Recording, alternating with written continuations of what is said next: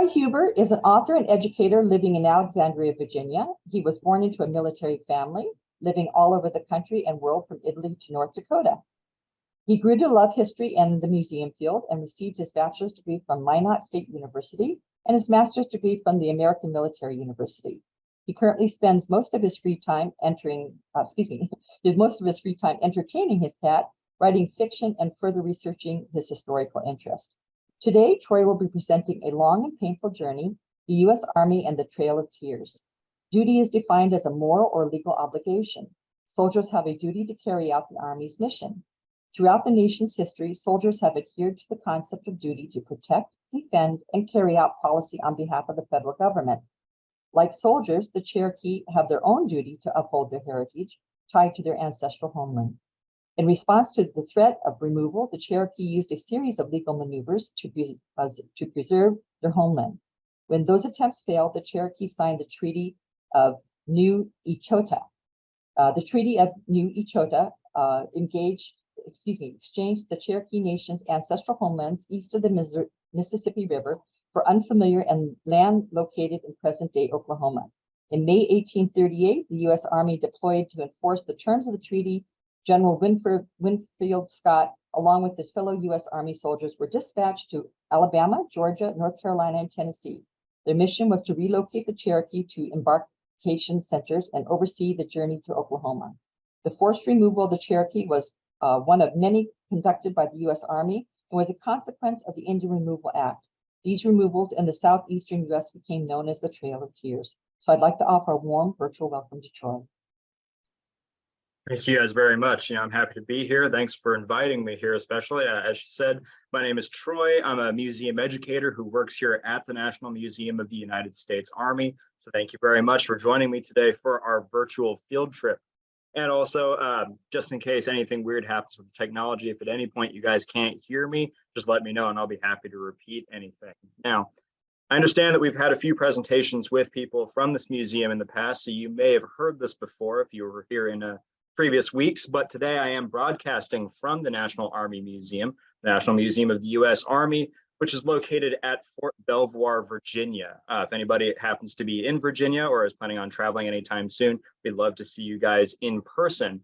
Now, the mission of this museum is to tell the history and the traditions of America's oldest military service, which is the U.S. Army.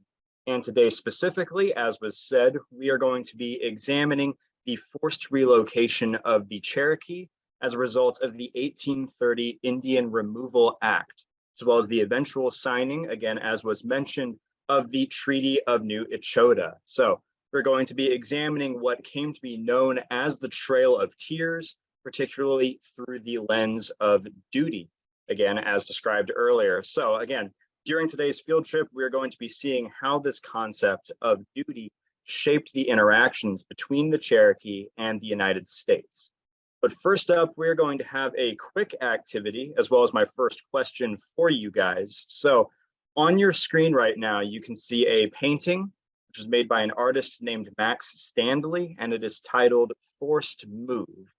So I want you guys to look at this painting, and while you do so, kind of think about these questions. So I'm gonna ask what's happening in this painting, who is doing the action in this painting, and then is there anything that stands out to you? Are there any emotions that you feel like this art is conveying? And so while you think about these things, feel free to unmute and kind of speak out what you're thinking. Again, what all is happening, who's doing this, and are there any emotions that you feel like this painting is kind of evoking? Any thoughts? Well, it looks like the men in particular are being issued away. Certainly, yeah. I mean, that's kind of the main action that you can see. It's also the entire family for this particular kind of instance. It's called forced move. So we're actually seeing the whole family being relocated. You can also see who is doing the relocating, who is doing the forcing, which would be the United States Army soldiers. Any other feelings, any other thoughts about this painting, maybe? Yeah, it looks like they've been forced to leave everything behind, and it's very sad. Absolutely, yeah. You can also see, as you said, they're making them leave everything behind. You can see that they don't really have suitcases. They're not really bringing any belongings. This kind of looks like it's just the middle of their day being interrupted. Two of the soldiers have their pistols drawn. I can't tell about the other two, but that had to be very intimidating. I mean, the Cherokee were known as a very peaceful nation. Absolutely. So to have these soldiers come in and just draw their pistols. And the woman with the baby looks like she's in disbelief. She's got her back turned to them like, if I look this way, they're not going to come get me. Absolutely, absolutely. Another thing I'm going to call your attention to that is kind of very relevant to this subject is the background of the painting. You can see the vastness of the land, which is going to turn out to be a very important part of this story. So we can kind of start to move on, but basically what this painting shows, as you guys have very excellently kind of commented on, you can see a Cherokee home as its inhabitants are being forced out by soldiers. So this it looks like it looks like the little girl is begging them not to take her mother. Absolutely, yeah, it absolutely does. You can kind of see the devastation on the people that this is happening to. So this painting is a modern painting. It was made in 1995, but it does shed some light on Indian removal, in vivid color. But you may wonder, how did we get to this point? What led to the removal of the Cherokee from their homes, as well as what led to the involvement of the U.S. Army? So to understand how we got to this point, we are going to need to build some context and understand a little bit of the history of the Cherokee people, as well as what was happening in the politics of the United States to get to this point. So with that in mind, we are going to start with the Cherokee people. So the Cherokee migrated to the Southern Appalachian Mountains around 4,000 years ago. And by the time the first Europeans encountered the tribe, which happened with Hernando de Soto in 1540, the Cherokee people were living in pretty well-established towns. And you can kind of see that by looking at the map on your screen. So this map depicts Cherokee land holdings in the 18th century.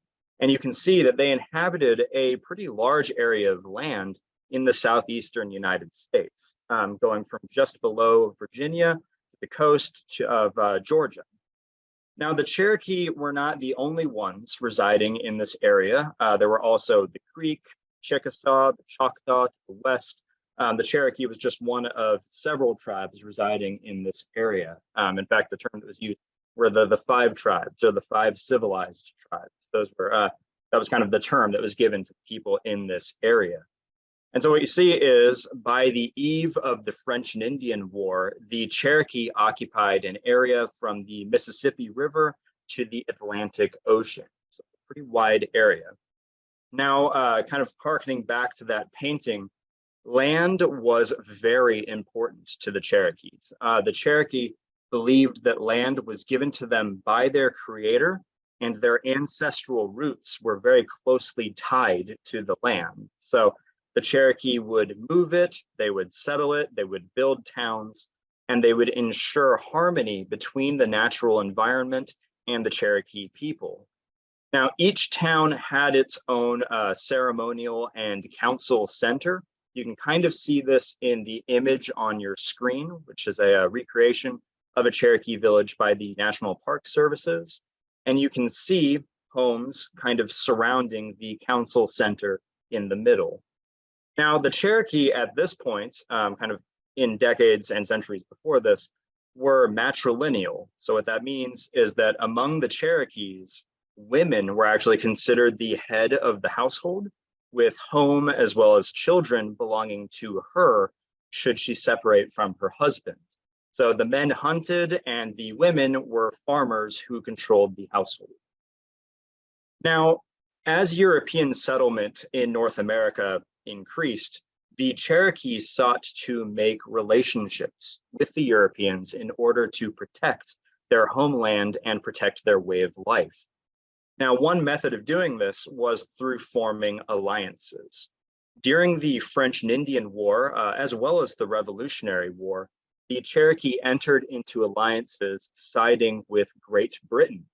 So they supplied information as well as warriors to actually fight the colonists. And the Cherokees also participated in a number of land treaties starting in 1721. And as a result of these treaties, in less than a century, the Cherokees' land holdings began to shrink. And so in a fairly short period of time, by 1795, their land holdings had been reduced by 90%. So the map that you see on your screen, which was produced by a cartographer for London Magazine, is a very small portion of Cherokee territory between latitudes 34 and 36. But even this small subsection shows the kind of vastness of Cherokee territory, including the number of communities. So this map can be kind of difficult to see, but if you look kind of closely, that notes things like open land for cornfields. And with notes like that, you kind of get an idea of what Europeans and then Americans were going to want to do with this land. Now, by the 1800s, the Cherokee were facing enormous pressure to give up the rest of their lands. But rather than Great Britain, by this time, that pressure was coming from the newly formed United States. So they wanted Cherokee land in order to expand the nation. And then, after the invention of the cotton gin, you see they wanted to use this land to produce cotton. And in response, the Cherokee chose a new tactic, kind of different from just making alliances. They tried assimilation. So the Cherokee believed that by assimilating to white culture, they would be able to coexist with Americans who would come to view them ideally as peers. So this, they believed, would help kind of protect their land from encroachment. So with that in mind, the Cherokee began adopting new practices that included establishing businesses, adopting large-scale farming, and with that came the practice of owning slaves, which they did as well. Cherokee children were educated in missionary schools, as well as taught English. The Cherokee also created around this time their own written syllabary, so their own written language. You see that in 1821 when Sequoyah created the 86 symbol syllabary, which depicted the syllables of the Cherokee language. So the Cherokee would go on to use that syllabary to create articles in the Cherokee Phoenix, which you can see on your screen. The Cherokee Phoenix was considered the first newspaper that was published by Native Americans in the United States. So the newspaper was published both in English and in Cherokee. And you can see that the newspaper was kind of doing two things. On one hand, it was an assimilation tactic, kind of emulating the white culture that was surrounding them, but it was also meant to gather support among the tribe and keep members of the Cherokee Nation informed. Cherokee chiefs also recognized the kind of importance of American political rhetoric in diplomacy. So the Cherokee would write actually their own constitution, as you can see here on your screen, in 1827. So that was declaring to the world that the Cherokee people did in fact constitute a sovereign national state. Now, the Cherokee Constitution was modeled pretty closely on the US Constitution. So we're going to take a little bit of a closer look between the two right here. So on your screen, you can see the preamble from both of the constitutions. So I'm going to ask you guys again, feel free to unmute if you kind of want to remark on this, but can you spot any similarities in particular between these two preambles and maybe share them?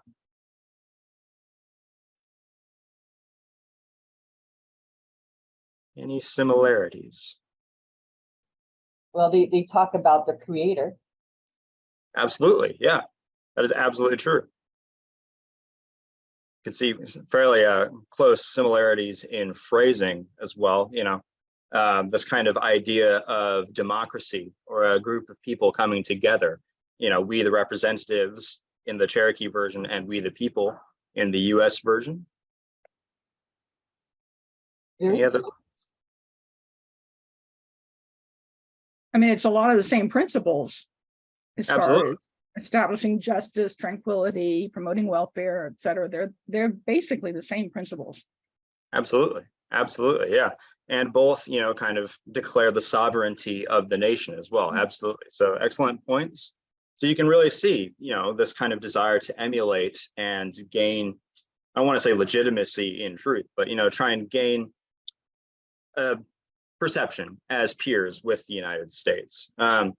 Yet despite all of these attempts that they were going for, the threat continued. And in fact, the threat would go on to intensify. Now, the biggest threat came from the passage of the Indian Removal Act, which happened on March 28th, 1830. So this act gave the president the power to negotiate removal treaties with the Indian tribes that were living east of the Mississippi River. So under these treaties, tribes were supposed to give up their land in the east in exchange for land in the west. Now, those who chose to remain in the east, meanwhile, would become citizens of that state. Now, this removal was supposed to be voluntary, but in the end, it would become mandatory when the government thought that it was necessary. So President Andrew Jackson was exerting a tremendous amount of pressure on the tribes to move. And so you see here on your screen his message to Congress on Indian removal. And so in that, Jackson kind of laid out his thoughts on the necessity of the action. I'm going to read it out loud now. Which says, "What good man would prefer a country covered with forests and ranged by a few thousand savages to our extensive republic, studded with cities, towns, and prosperous farms, established with all the improvements which art can devise or industry execute, occupied by more than 12 million happy people, and filled with all the blessings of liberty, civilization, and religion." So I'm going to ask you guys again, if you look at this message, can you infer anything about Jackson's vision for the future of the country from this? He didn't want any Indians in it. Absolutely. That is kind of the key point. It's a little bit coded, but you can really see here that Jackson is describing a nation without Native Americans. So any other thoughts, you guys? He sounds like a city boy. That is absolutely true. I know. I mean, it's just, what country person would rather have a big city than the forest? Yeah, it's you can absolutely see perhaps not much respect for the countryside here. So yeah, that is an absolutely great point. And you can really see again with just the exact quote, happy people filled with all the blessings of liberty, civilization, and religion. He's really talking about the kind of the future, this kind of mechanized, as you say, urban society. So great points. Thank you guys very much. So the Indian Removal Act really coincided with white settlers in Georgia, as well as throughout the Southeast, again, encroaching on native land. So this would lead to thousands of Native American people, including the entire Indian population that existed in the Southeastern United States, or 98% of them, shall we say, to eventually be moved west. So the first removal treaty to follow the passage of the Indian Removal Act was the Choctaw Nation. So that happened in 1830. Thousands of Choctaw people would die along the journey west. And one Choctaw leader would later describe the journey to an Alabama newspaper as a trail of tears and death. And not only did the Cherokee have to contend with the federal government, they also had to contend with the state government. So the most vocal and the most well-documented of them was Georgia, which continued to put this intense pressure on the Cherokee to leave their homelands. In particular, you see after the discovery of gold in in Cherokee land in 1830, white settlers began rushing onto these lands in search of instant wealth. And furthermore, Georgia tried to annex Cherokee territory and declared all Cherokee Nation laws void after June 1st, 1830. So what they were doing was they were prohibiting the Cherokee from conducting tribal business. from contracting, from testifying against US citizens in court, and they were preventing them from mining for gold. White missionaries were also barred from living within the tribes and among the tribes without state approval. So with all that in mind, Cherokee leaders fought back, and they actually successfully challenged Georgia in the US Supreme Court. So the court ruled in Cherokee's favor with Supreme Court Justice John Marshall, who you can see on your screen, declaring the Cherokee a dependent nation. But this decision did not come with any enforcement provisions. And so President Jackson actually refused to enforce the court decision here. So as the Cherokee were battling both the federal and state governments, debates were raging in the Cherokee Nation, especially following that Worcester v. Georgia decision. So there were some Cherokee who believed that with all of this in mind, the best course of action for the future was to just sign a treaty with the federal government and move west. So this group became known as the Treaty Party. You can see them on your screen.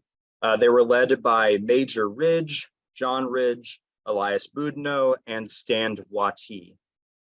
On the other side, from the Treaty Party, you had Principal Chief John Ross. Now, Ross's followers became known as the National Party, and they were totally against removal. Chief Ross actually spent much of his time in Washington, D.C., where he was trying to win support for the Cherokee cause. So he actually met with President Jackson, with the Secretary of State, with many members of Congress, all trying to ensure that the Cherokee could remain on their land.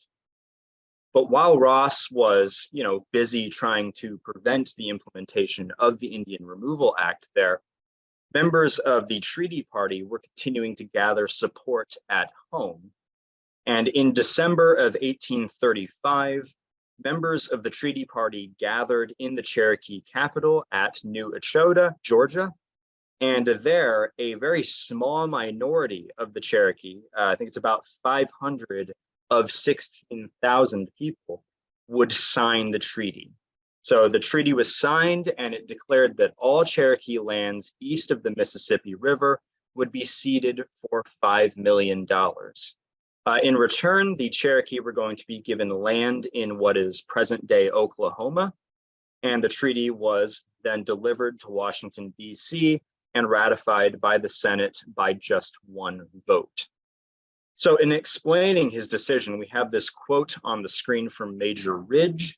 He said, "We can never forget these homes, I know, but an unbending iron necessity tells us we must leave them. I would willingly die to preserve them, but any forcible effort to keep them will cost us our lands, our lives, and the lives of our children." So the treaty gave the Cherokee 2 years to voluntarily move west, or they would be removed. Now, this may not be surprising to you guys, but many believed that the Treaty of New Echota was illegitimate. In fact, Chief Ross and the Cherokee Council created a petition trying to stop the treaty, which had over 15,000 signatures. Across the next 2 years, Chief Ross would continue to fight in Washington, D.C., trying to stop this removal. And that led many people in the Cherokee Nation to believe that the treaty was not going to be enforced. So they thought that they thought it couldn't be enforced. They thought it was illegitimate and that they could prove this cause.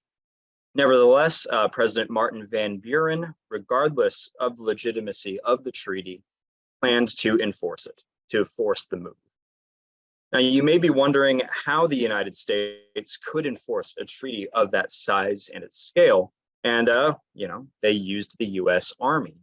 So at this time, the Army was the largest federal organization that was kind of capable of carrying out this mission.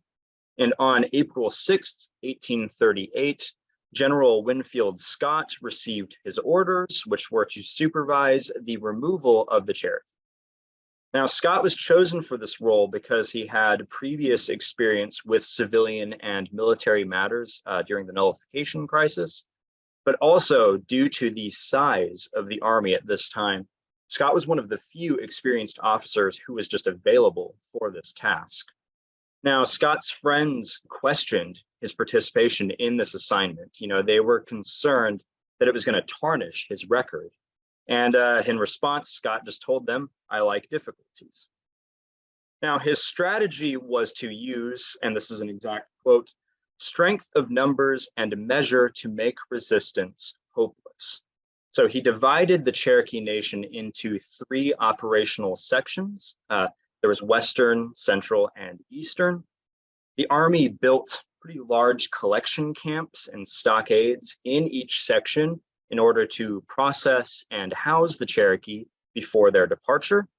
And within each section, there were departure points. So the points were at Ross Landing, Tennessee, Gunter's Landing, Tennessee, and the Cherokee Agency, Fort Cass, Tennessee. Now, at these departure points, the Cherokee would embark on a boat in specially designed keel boats off to Oklahoma. Now, each Cherokee detainee would be given a ration, which was a daily ration, of 1 pound of flour or corn and ½ a pound of bacon. So the map that you see on your screen was drawn in 1838 by a member of the Army, and this map indicates the various forts as well as the distance between them in the Cherokee territory. So kind of shows the strong commitment by the Army to carry out this task. Now, Scott left in early May, and while he was newly assigned to the removal, a lot of groundwork had already been laid by the time he moved into place by his predecessor, whose name was Brigadier General John E. Wool. Now, Wool was dispatched to the Cherokee Nation following the ratification of the New Echota Treaty. So to prepare the Cherokee for removal, Wool oversaw the construction of those processing centers, of forts, of supply depots, again, laying the groundwork. He traveled throughout the nation trying to urge the Cherokee to move on their own, prior to the treaty's deadline and prior to the time when the Army would forcibly move them. But again, as I mentioned earlier, few Cherokee listened to him and moved west. Very few of them went first. After all, there were these questions of the treaty's legitimacy, and that was really giving the Cherokee some hope that this wouldn't end up happening. And that, combined with the insistence of Chief Ross that the Cherokee would not be removed. Again, few people actually left their homes at this point. But once he arrived in the Cherokee Nation, Scott's first objective was to minimize violence and prevent uprising. That was really the most important thing to him at that point. So he started by addressing the Cherokee on May 6th to prepare them for this impending removal. We see this quote right here. Again, I'm going to read it out loud. He told the Cherokee, "Cherokees, the President of the United States has sent me with a powerful army to cause you, in obedience to the Treaty of 1835, to join that part of your people who have already established in prosperity on the other side of the Mississippi. I am come to carry out that determination. My troops already occupy many positions in the country that you are to abandon, and thousands are approaching from every quarter to render resistance and escape alike hopeless. We are commanded by the President to act towards you in that spirit, and much is also the wish of the whole people of America." So I'm going to ask you guys again, what is Scott telling the Cherokee with this address? Any thoughts as what he's really trying to point out here? He's saying you're going. Absolutely, yeah. There are no uncertain terms here, right? Yeah. Yeah, he's also saying, don't even try to negotiate with me because I have no ability to make it, to change this. Absolutely. And again, we're thinking about this concept of duty. He is there to fulfill his orders. And if the aim is to minimize violence and uprising, making it clear that there is essentially no hope here, I would say it was absolutely one of the things that he's pointing out here. Absolutely. So just very clear that removal is coming. He has his troops surrounding the Cherokee to render the resistance and escape hopeless, again, as he said there. So there's also something that he points out, which is making it very clear that this comes from the President of the United States, and that it's carried out by the Army. All these things to try and minimize any hope here. But you may have noticed there's something missing here. There's something missing from what he's talking about, which is Chief Ross. So their own elected official is not mentioned here at all. So from the Cherokee perspective, this order really doesn't mean that much. And so with that in mind, after preparing the Cherokee, Scott next turned his attention to his own soldiers. So a week after that previous quote, Scott issued what you see here, General Order number 25, and that directed the soldiers to carry out the removal. And it also said how they should carry this mission out. So keeping his objective in mind, to move the Cherokee as quickly as possible and with the least resistance possible, Scott's order really emphasized how important it was that the soldiers execute their duty in a human way, for lack of a better term. He ordered the soldiers under his command to, and this is an exact quote, exert every possible kindness compatible with the necessity of removal. He stressed to them that by early and persevering acts of kindness and humanity, it is impossible to doubt that the Indians may soon be inducted to confide in the army, and instead of fleeing to mountains and forests, flock to us for food and clothing. He further condemned acts of harshness, calling, again in another exact quote, them abhorrent to the general sympathies of the whole American people. So again, from these orders, you can see Scott's strategy, or at least what he wanted his strategy to be. But also, some people have used these general orders as a way to diminish upcoming violence.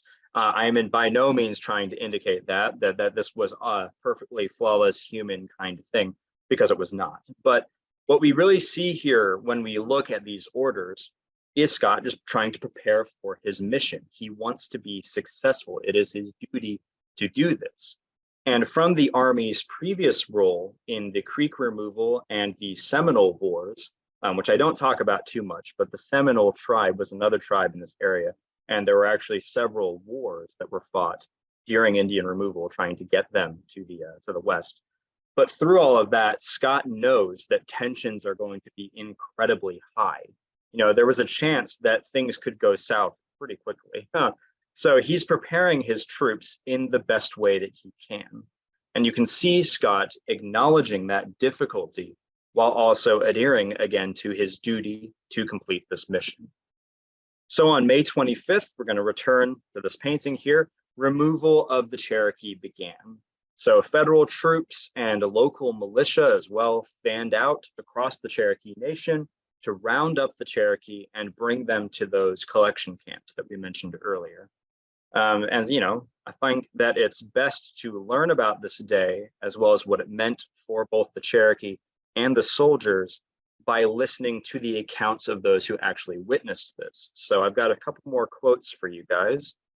According to one observer, you can see here, squads of troops were sent to search out with rifle and bayonet every small cabin hidden away in the coves or by the sides of mountain streams.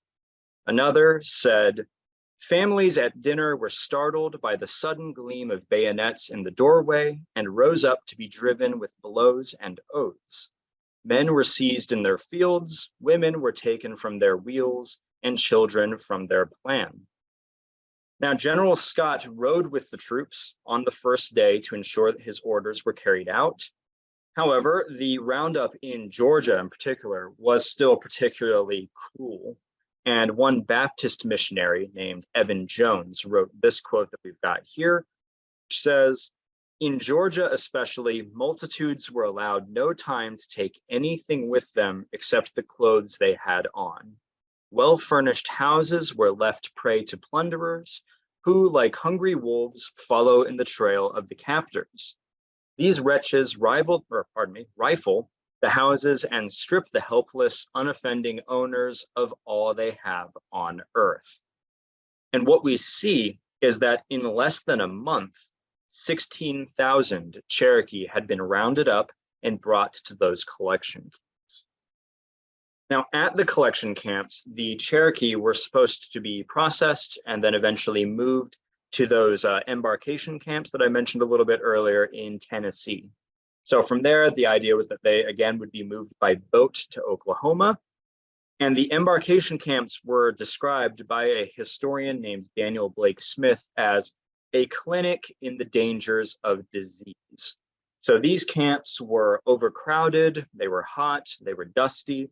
That summer, there were accounts of the temperatures reaching 90 degrees every single day from mid-June through to September. And to make matters worse, drought was ravaging the area. So that made the river levels low and it made the drinking water pretty scarce. So to prepare for their upcoming journey, Scott urged all able-bodied men to do a daily march of 12 to 15 miles a day. So to avoid the worst of the heat, he wanted these marches to start before sunrise or at the end of the day, but he was making them march quite a lot. Nevertheless, within a month, as I kind of mentioned, disease and death were overrunning these camps. Doctors were assigned to the camps, but frankly, many Cherokee did not trust white doctors. So there were outbreaks of whooping cough, measles, dysentery, amongst others. And combined with the sickness, these Cherokee people were living outside, so they were exposed to all the elements. And with all that in mind, it is estimated that 750 to 1,500 roughly died in the camps before leaving. Now that summer, 3 groups were able to leave following General Scott's plan that we kind of mentioned earlier. So all of them traveled from what is present-day Chattanooga by rail, by boat, by wagon, primarily on that water route. But as many as 15,000 people were still waiting for removal because things were just getting worse as the summer went on. Drought, as I mentioned, kind of decreased the river levels. So that made voyages by boat incredibly difficult. And across all of this, Chief Ross was pleading with Scott, trying to postpone the removal. Eventually, Scott agreed to this, and so they suspended embarkation until September due to the heat, the drought, and the sickness of the season. So you may be wondering, if they postponed the removal, what happened to the Cherokee people in the meantime? They couldn't go back home. So Scott ordered that they all remain in the camps until conditions improved enough to be able to continue their departure. So the problems of heat, of drought, of sickness, they were all kind of exacerbated by the close conditions of these facilities, because they were definitely not meant to house people long term. And across all of this, by the summer, Chief Ross had committed to the reality of the situation, to the reality of removal. This wasn't something that they were going to be able to just go back home from. And he was very aware of the plight of the people that were in these camps. So he petitioned the Secretary of War, Joel Poinsett, to allow the Cherokees eventually to manage their own removal. Now, Poinsett agreed to this, and General Scott at that point was relieved of his command, and Ross devised a new plan to bring the Cherokees overland, which was an 800-mile trek. So what happened was he divided up the remaining Cherokee into 13 detachments with roughly 1,000 people in each detachment. He estimated that the overland journey would take 3 months, but in reality, the average was about 8 months for the journey. The US government would provide the Cherokee with wagons, with horses, with oxen, including 5,000 horses specifically, and 654 wagons. The government also provided Ross with a lump sum of money so that they would be able to kind of provision themselves with food, especially for the journey.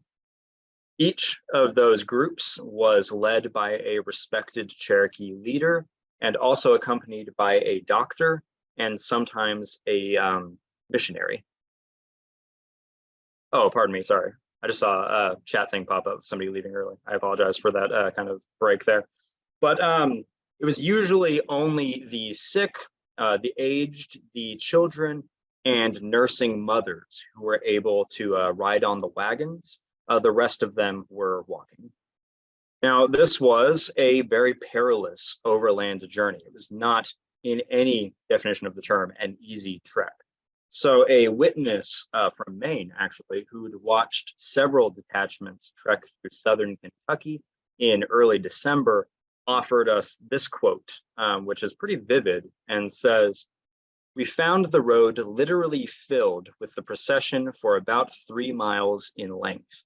The sick and feeble were carried in wagons, multitudes went on foot, even aged females apparently nearly ready to drop into the grave were traveling with heavy burdens attached to the back, on the sometimes frozen ground and sometimes muddy street, with no covering for the feet except what nature had given them."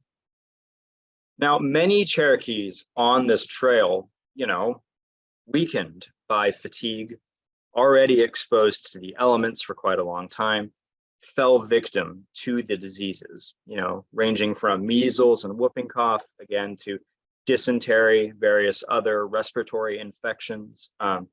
Evan Jones, who we had a quote from earlier, and who was one of the only white missionaries to travel with the Cherokee, recorded that his detachment of 1,250 people left in October, and en route, 71 people died and 5 babies were born. So we have a quote that says, "It will be a miracle of mercy if 1/4 escapes the exposure of that sickly climate."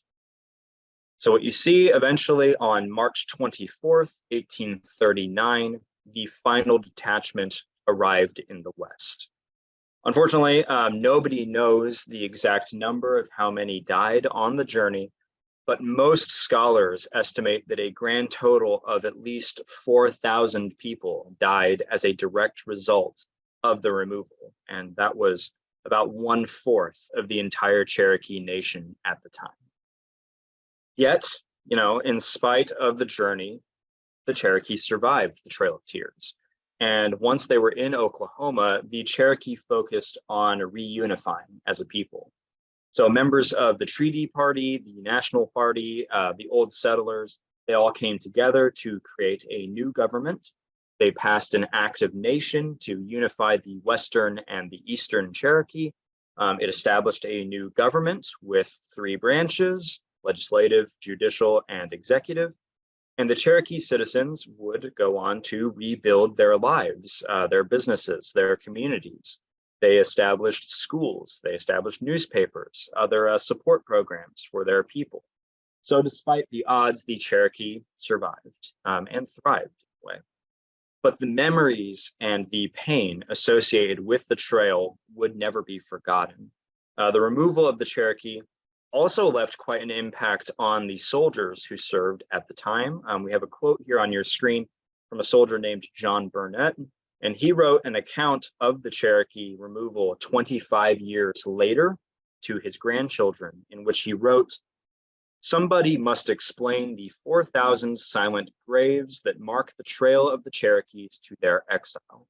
I wish I could forget it all, but the pictures of 645 wagons lumbering over the frozen ground with their cargo of suffering humanity still lingers in my memory."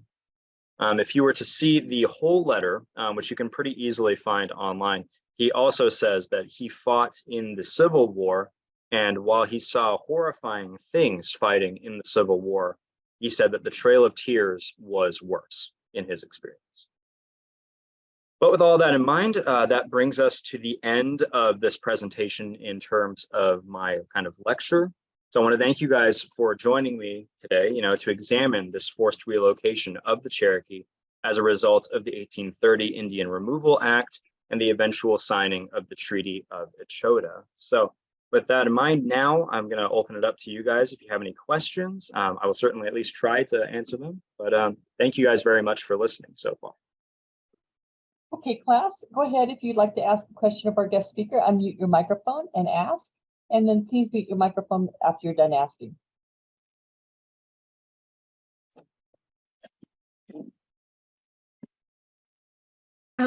Yeah, I understand that there were some individuals within the North Carolina, Tennessee area that actually tried to help some of the Cherokee and hid them or tried to protect them and allowed them to stay.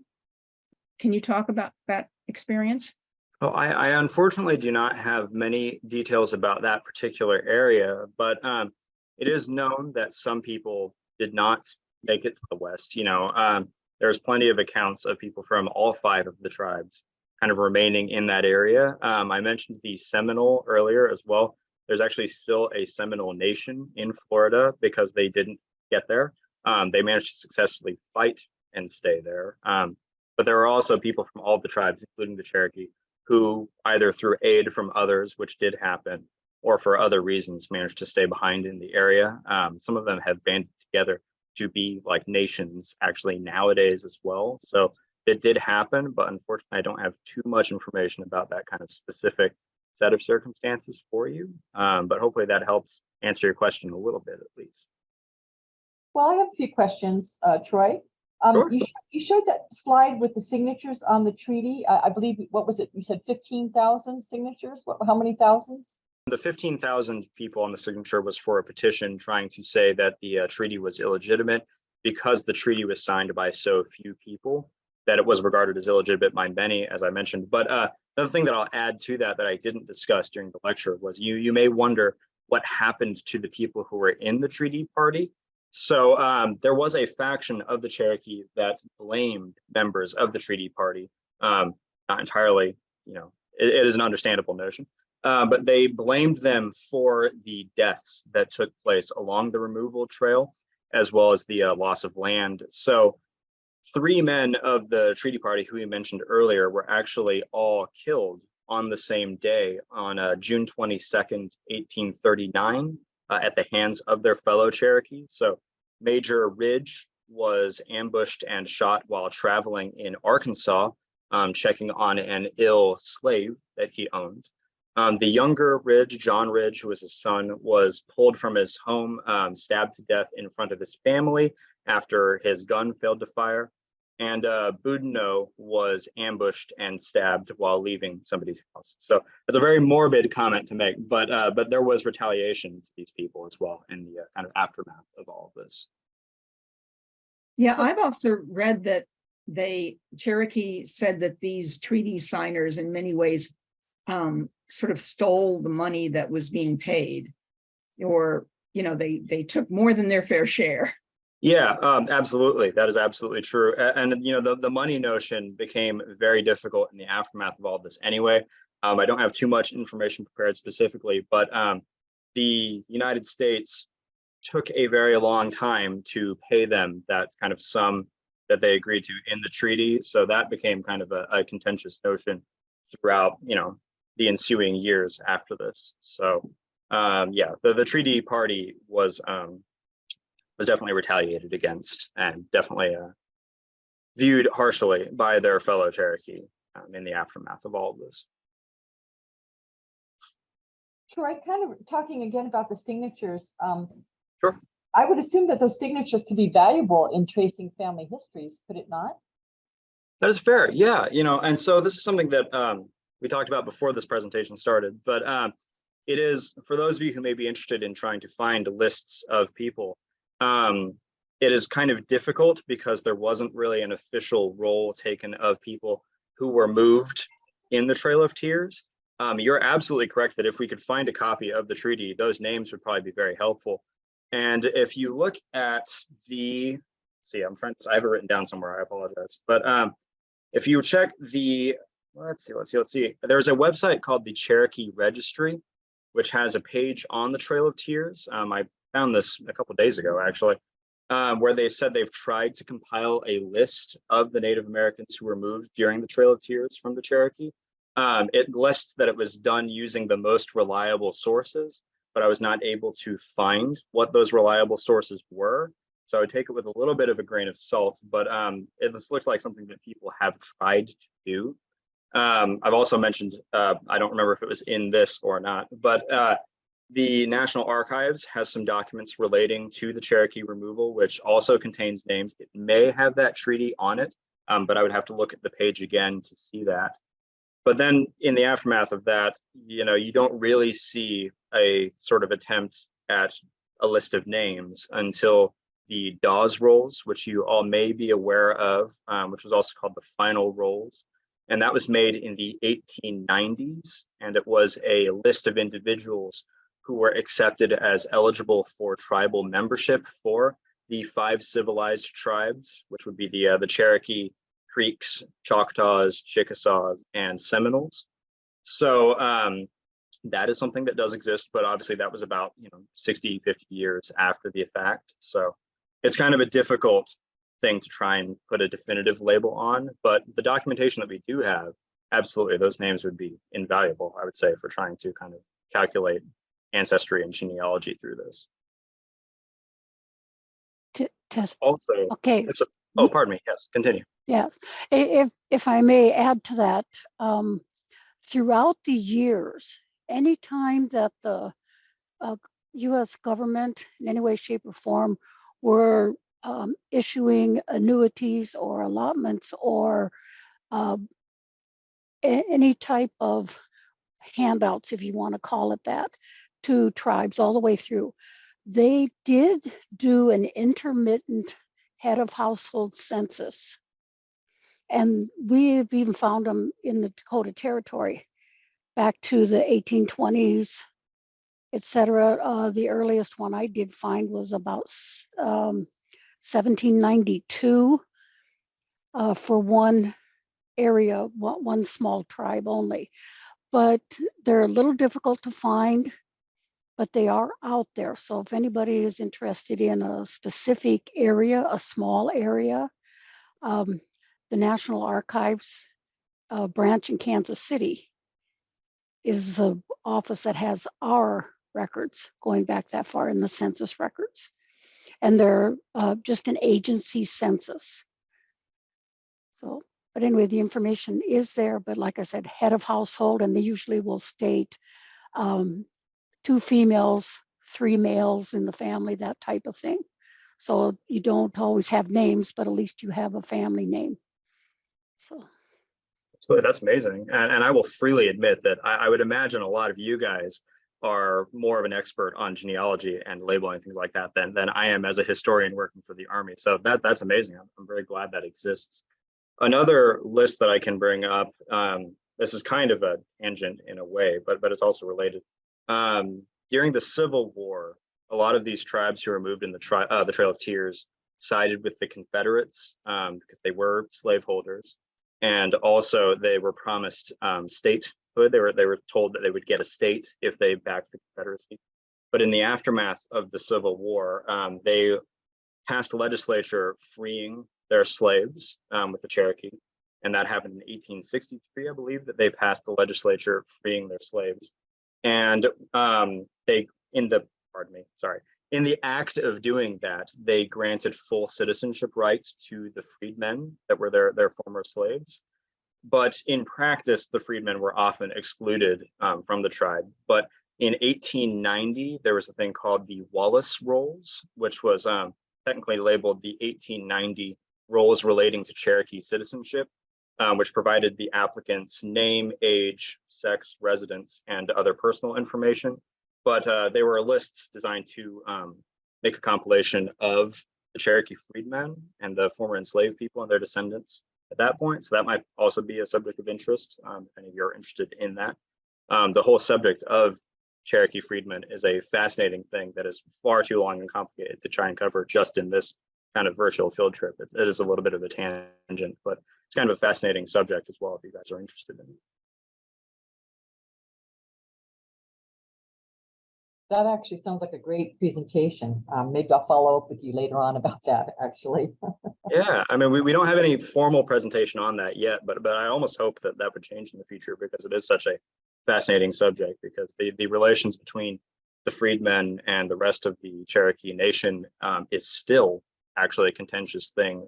In 1983, the Cherokee Nation actually revoked citizenship for the descendants of the freedmen, which set off decades of legal battles that may actually still be going on. So something to look up if you guys are interested in the aftermath. I would love for us to have a more formal presentation on it, but we don't yet. So You had mentioned that Winfield Scott had stepped in and was a replacement for the person who was overseeing it prior to him. What was the reason that the prior gentleman had been removed? That is an excellent question. And frankly, I do not know the answer yet, but I'm going to look that up for you right now because that is absolutely something that I should know. So thank you very much for pointing that out. I always love getting a good question that I don't actually have the answers to yet, because that makes me learn more. But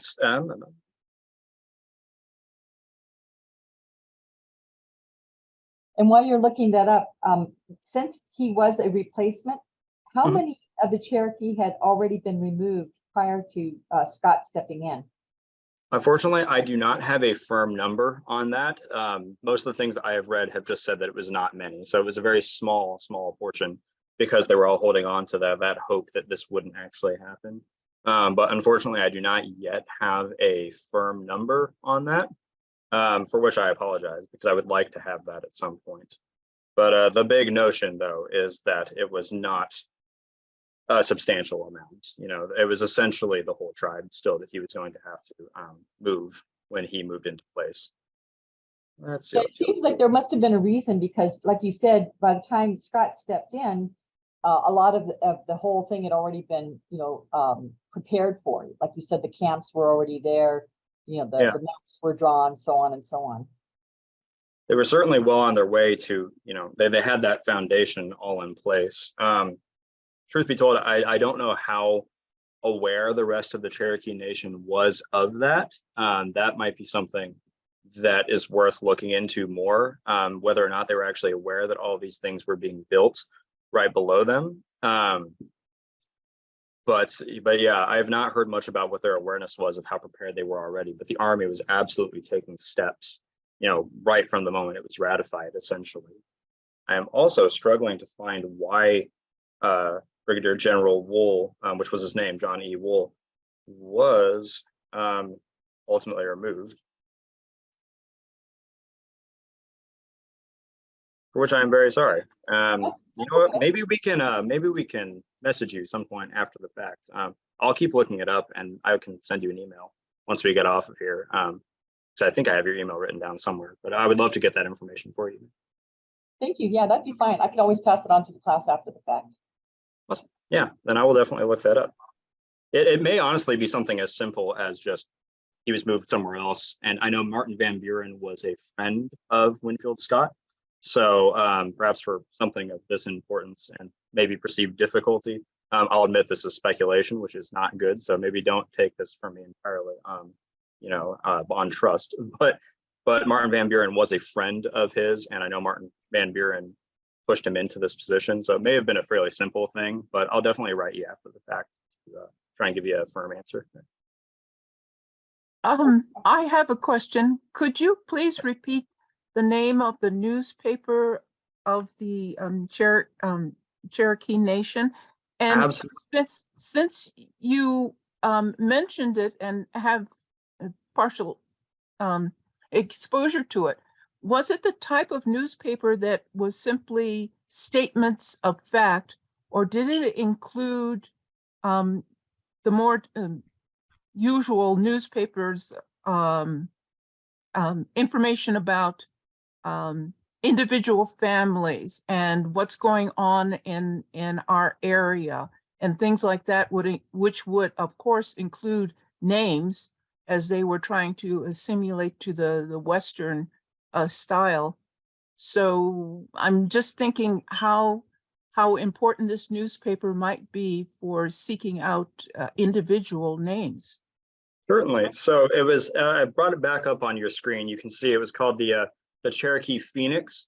You can also see that, you know, it was the Cherokee language. It's kind of small, but the Cherokee language and the English language side by side here. As far as the use for names, that is something that I have, to be perfectly honest, not looked too deeply into, because I've been focusing more on the Army perspective on things. Actually, it looks like the Cherokee Phoenix still exists. The original run ended in 1834, but there is actually still a website for it right now. It was revived in the 20th century.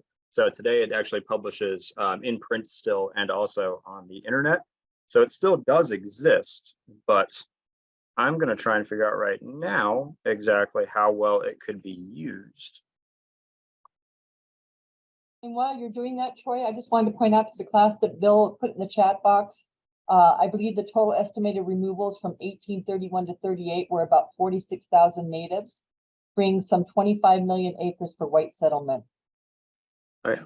You can certainly see that it was a huge number that was being moved during this across the 5 civilized, shall we say, tribes. Let's see. Okay, Suzanne, what years were those again? It's in the chat box. Bill put it in. It says, I'm going to just go ahead and read it again. Oh, I do believe- find it. Yes, I Okay. do find it. Thank you. Also, sorry that I'm just sitting here quietly at the moment. I'm actually curious if there are archives of this. And there are actually. If you were to search on the internet, just Cherokee Phoenix archives, it looks like they do have at least some kind of preserved copies of this that you can read about on the internet. I'm still trying to see whether it was very helpful for providing kind of names for you guys or people who are interested in genealogy from this. Since they were following the Western style so much, I'm just wondering, like Louise asked her question, did they model the newspaper, like in other words, were there human interest stories, you know, death announcements, that kind of thing? I have to say it does look like that. Just from kind of the look that I'm getting at it right now, I've kind of zoomed into some very old scans that they've got on the internet right now. I can certainly see that they repeated the Constitution. The Constitution was printed off here. I also do see a list of names, but these may be names that were listed on the Constitution itself. I can also see a little box in the corner that says reports. So there would be reports from different committees. Actually, on this page, it says, and this is actually very interesting considering what we're talking about, report of a joint committee in the legislature of Georgia on the Cherokee lands. So it appears to me to be kind of in the style of the, you know, American newspaper that would have been in place at that time. I don't see why this wouldn't provide names that people could use, at least to the same degree that, say, like finding the treaty and things like that would be helpful for finding names. But yeah, this would be a very good resource, I imagine, for people who are interested in that subject. Absolutely. Elizabeth put in the chat box, I'm interested in learning more about the missionary Evan Jones who traveled with the Cherokee. What sources would you recommend, and do you offer this virtual tour to middle schools?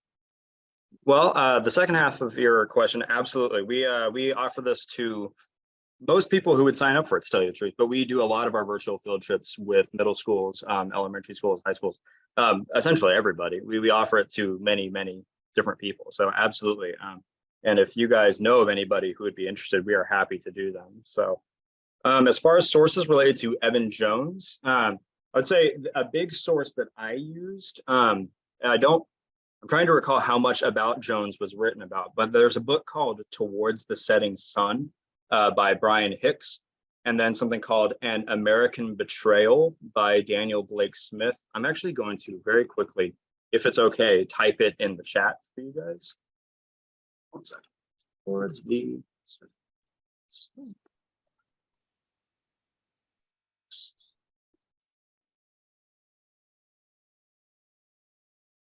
and then for the Army kind of specific kind of a point of view, there is Peacekeepers and Conquerors by Sam Watson. As far as Evan Jones goes, I have found his quotes in different sources that we used when we were kind of looking up this area. But I know that he was a Welshman, actually. He was born in Wales and kind of arrived in the United States in his late 30s, early 30s, somewhere in his 30s, I apologize. He was a Baptist missionary and he did live among the Cherokee. But other than that, I don't have too much information offhand. I can certainly look it up again though, because I'm very invested in trying to get as much information to you guys as you want to hear. But yeah, he lived among the Cherokee after kind of moving to the United States. Again, he was a Baptist missionary, absolutely. settled in North Carolina, but then worked his way down to the tribes that were living in what is now Georgia. He was evangelizing them. He was educating them. We mentioned that many Cherokee children were sent to missionary schools when they were available. He also translated, this is actually something I didn't know beforehand. He is responsible for translating the Bible into Cherokee after Sequoyah created that syllabary, created the alphabet. So he's a very important figure in terms of the kind of dynamic between the white settlers and the Cherokee. So absolutely. It appears that he continued living with them for the rest of his life. Died in Oklahoma in 1874 at the age of 84, and he is buried in Tahlequah City Cemetery. So hopefully that helps a little bit. Okay, class, any other questions? Okay, well, if there's no further questions, Troy, I want to say thank you for a wonderful presentation. I know I learned a great deal today, so thank you. We really appreciate your expertise and your time. And before we say goodbye, I just wanted to let everyone know the class does go on for several more hours. If you'd like to stay for the second half of class, this is where we work on people's family trees, or if you just want to discuss a hot genealogy topic, we can do that as well. But you're all welcome to stay. If you would like to leave us at this point in time, all you need to do is click on that red in button, and that will take you out. But remember, if there's anything in the chat box that you want to take with you before you leave today, please download the chat box. You can do that by clicking on the three little dots that are at the bottom of your chat box. Or if you don't see the three little dots, you can just copy the entire chat box and then just email it to yourself, whatever you find that is convenient for you.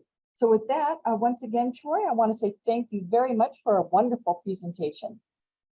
Of course, thank you guys. You guys have been an excellent audience. I really appreciate you guys' questions, even the ones that I didn't have perfect answers to yet, because that's absolutely an opportunity for me to learn more. But thank you guys very much. Again, you've been excellent. I hope you guys sign back in. I think we've got a couple of more virtual field trips booked with you guys. I actually think I'm doing the one next week as well about defining American. So hopefully I'll see you guys again. And just thank you very much. I hope you all have a great rest of your day and a great rest of your class if you guys are staying on. And I will go ahead and sign off. So just one more thank you guys. And Troy, goodbye. one more thing. I want to say thank you for allowing us to record today. We really appreciate that. Oh, of course. No, happy to allow that. So thank you guys very much. All right. Thank you, Troy. All right. Goodbye, you guys.